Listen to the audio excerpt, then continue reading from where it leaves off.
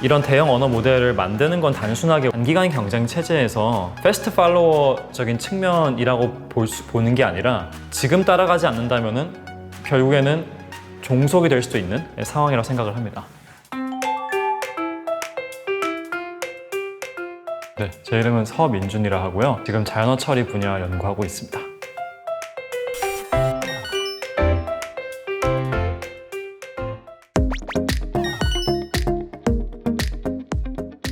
최근에 자연어 처리 분야에서 가장 좀 핫한 화두가 되는 트렌드가 있다고 한다면 모델의 크기가 엄청나게 커지고 있다는 건데요.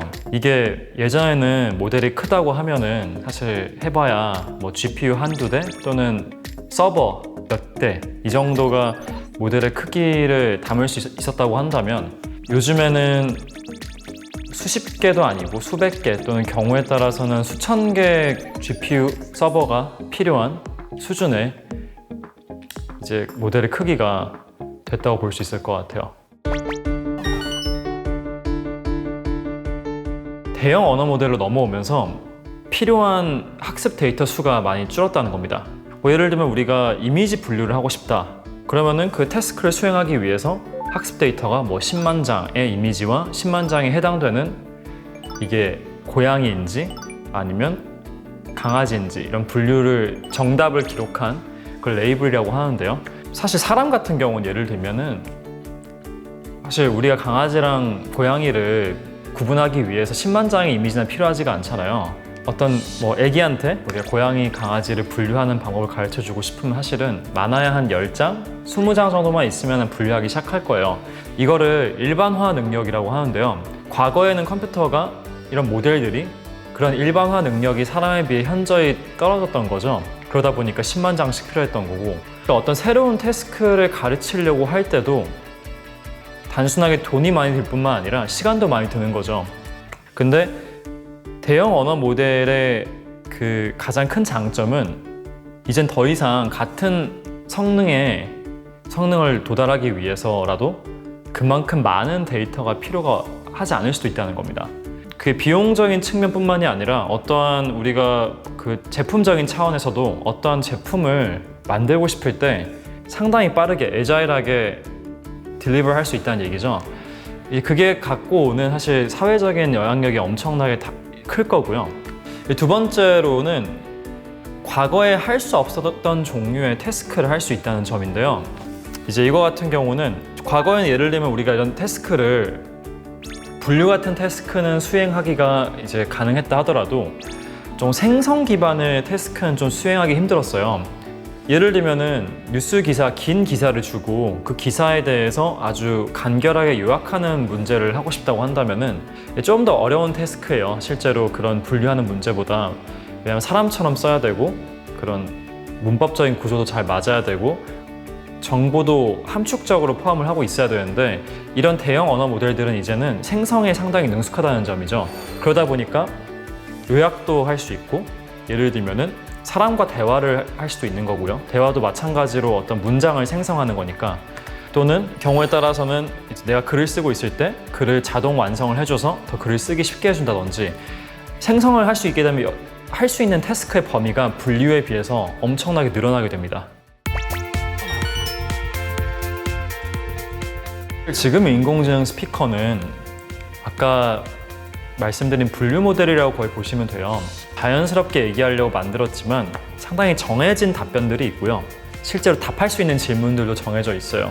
그러다 보니까 딱딱하게 느끼고 결국에는 뭐 핵심적으로는 저는 우리가 분류 모델 기반에서 생성 모델로 천천히 갈 것이고 거기서 발생하는 사이드 이펙트들이 있고요. 하지만 그런 것들이 잘 컨트롤 된다면은 생각보다 근미래에 예를 들면 2, 3년 이내에 저희가 지금 쓰고 있는 그런 저희가 지금 경험하고 있는 그런 퍼스널 어시스턴트 그런 이제 AI 스피커와의 경험과 상당히 비교가 되는 아주 많이 발전된 경험을 조만간 할 수 있을 거라 생각합니다.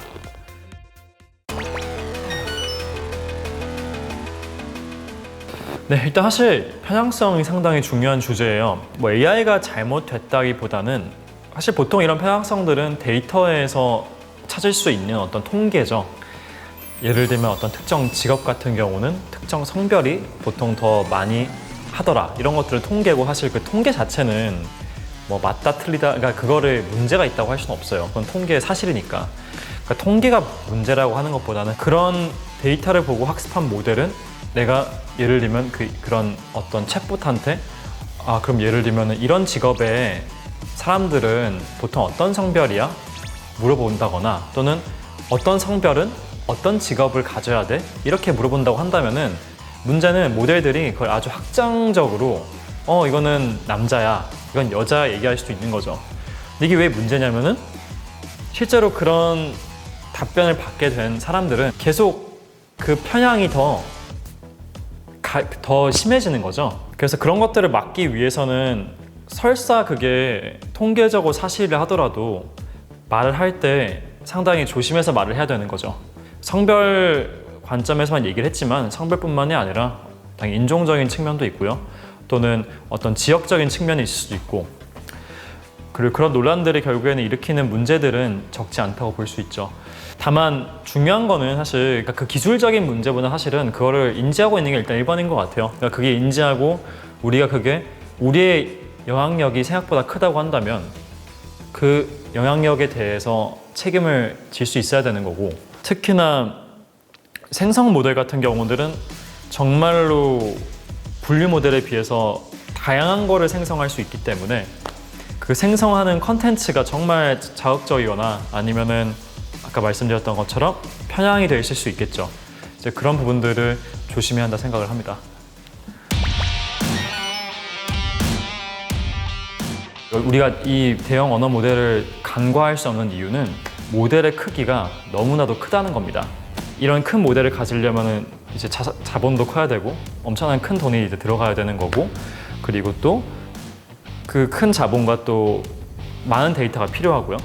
결국에는 이게 그쪽에 잘 들어간 회사들 입장에서는 선순환 구조를 만들 수 있는 거고, 그걸 따라가지 못한 회사들은 결국 나중에는 사실상 항상 벌어질 수밖에 없는 거고, 계속 가다 보면 흔히 얘기하는 양극화 현상이 일어나게 되는 건데, 기술적 양극화가 이제 사실 이런 현상이 안타깝게도 사실은 거의 지금 중국이랑 한국 정도를 빼놓으면 전 세계적으로 다 이미 벌써 일어났고, 사실은 되돌리기가 좀 어려운 상황까지 갔다고 생각을 해요. 유럽 같은 경우는 이제 다 구글맵을 쓰죠. 그리고 전부 다 페이스북이랑 왓츠앱을 쓰고, 사실상 이제 주권이 없는 상황이 된 거죠. 테크 쪽 분야에서 완전히 종속이 되고, 한국은 이게 의도했든 안 했든지 상당히 주권 차원에선 상당히 독특한 국가예요. 반대로 얘기하자면은, 그러니까 한국 같은 경우는 예를 들면은 지금 검색 엔진에서 아직까진 그래도 이제 네이버랑 다음이 합친 게 구글보다 크고요. 그런 어느 정도 주권이 살아있는 상황이죠. 결국에는 어떤 주권을 가지는 걸 중요하게 생각을 한다면 사실은 이런 대형 언어 모델을 만드는 건 단순하게 우리가 어떤 뭐 경쟁 체제에서 단기간 경쟁 체제에서 패스트 팔로워적인 측면이라고 보는 게 아니라, 지금 따라가지 않는다면은 결국에는 종속이 될 수도 있는 상황이라고 생각을 합니다. KT가 이제 같이 지금 참여하고 있는 원팀 같은 경우도 그런 좀 의도라고 볼 수 있을 것 같고요. 가장 이제 그 어려운 점은 사실은 결국에는 자산이라고 생각이 들어요. 자산, 정확히는 자본이죠, 자본. 결국에는 이런 모델들을 구축을 하려면은 최소한 1,000억 이상의 자본이 필요할 거라 보고요. 물론 이제 그 정도의 액수를 할 수 있는 대기업들은 많겠지만 실제로 중견기업이나 스타트업에서는 상당히 사실상 불가능한 규모고요. 그렇다고 한다면 사실은 저는 개인적으로 좀 중요하게 보는 그런 사항은 이제 클라우드의 활성화라고 생각을 해요. 지금 클라우드 아직까지 사용 규모가 크지가 않거든요. 그리고 클라우드 같은 경우 특히나 지금 디펜던시가 해외 클라우드에 큰 편이에요. 하지만 좀 니쉬를 찾아야 할 필요가 있고요. 그중 하나가 어쩌면 GPU 이제 클러스터일 수도 있겠죠. 왜냐면은 GPU 클러스터 같은 경우는 비교적 연구 레벨에서 많이 다루는 그런 인프라다 보니까 서비스에 비해서 좀 더 가격만 싸다면은 이동도 용이하고, 그러니까 제가 봤을 땐 그런 니시를 좀 먼저 선제적으로 파악을 하고 공략을 해서 국내에서라도 먼저 국내 클라우드의 점유율을 높여가고 이제 그게 좀 비교적 현실적인 하나의 좀 중요한 전 방안을 생각을 하고요. 다윗과 골리앗의 싸움에서 결국에는 좀 승산을 보려면은 모두가 어쨌든 상당히 약간 그런 제품 오리엔티드 마인드로도 볼 필요가 있다 생각은 해요. 우리가 강점을 가져갈 수 있는 부분들은 좀 더 그런 애자일하고 좀 더 빠르게 어떤 그런 기술을 적용을 하고 그거에 대한 피드백을 받아서 다시 또 더 좋은 기술을 개발하고 실제로 다시 서비스에 활용하고 그래서 그런 부분들은 항상 중시가 돼야 될 것 같고 그래서 린하고 애자일한 부분들이 그리고 또 뭐 창의력 이런 부분들이 좀 어떻게 보면 진부하지만 가장 좀 중요한 경쟁력이 될 것 같습니다. 중장기적으로 봤을 땐 사람과 이제 결국 하드웨어 개발을 생각은 해요. 일단은 당장 가장 중요한 거는 GPU 컴퓨터 자체일 것 같아요. 또는 클라우드에서 빌려 쓰겠죠. 그 사람이라 하면 이제 여기서는 결국엔 소프트웨어적인 측면과 하드웨어적인 측면을 둘 다 잘 알고 있는 인력이죠. 대부분의 현재 컴퓨터 사이언스 전산학 컴퓨터 공학 수업의 좀 포커스는 하드웨어 레벨을 조금 잊어버리고 위에 있는 소프트웨어만 생각할 수 있도록 설계가 돼 있어요.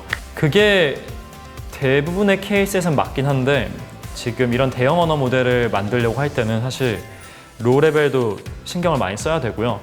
그렇기 때문에 조금 더 현재 상황에서 필요한 인재를 본다면 소프트웨어적인 엑스퍼티스가 있으면서 그러면서 하드웨어 쪽에 대한 지식과 하드웨어 쪽에 관련된 어쨌든 그런 경험이 있는 그런 인재들이 필요할 거라 생각을 하고요. 좀 그 두 개를 연결할 수 있는 분들이 좀 더 필요하다고 생각을 합니다.